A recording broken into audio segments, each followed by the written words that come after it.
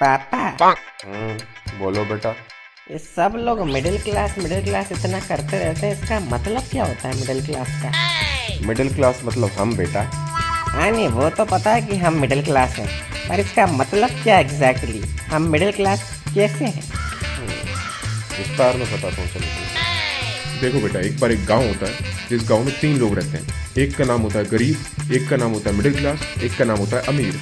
अब गांव में सभी लोगों को सुविधा मिल सके, इसके लिए यह तय होता है कि सभी लोगों को टैक्स देना पड़ेगा, महीने का 100 रुपए।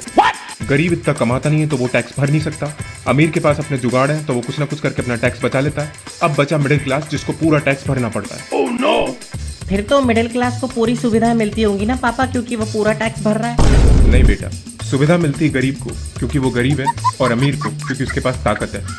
तो हमें क्या मिलता है पापा? बेटा, हमें मिलता है सर्टिफिकेट कि हम गरीब और अमीर दोनों के अन्नदाता हैं। हमारे टैक्स के पैसों से गरीब के घर में राशन पानी भिजवा देती है सरकार, और हम जो लोन के ऊपर बैंक को इंटरेस्ट का पैसा देते हैं, वही पैसा बैंक किसी अमीर आदमी को देता है ताकि वो अमीर आदमी इस देश को छोड़कर भाग जाए। तो इन शॉर्ट बेटा, हम इस देश के सुपर हीरो हैं। अन्नदाता हैं हम गरीबों और अमीरों के। मिडिल क्लास बहुत बड़ा सुपर हीरो। समझ गया पापा।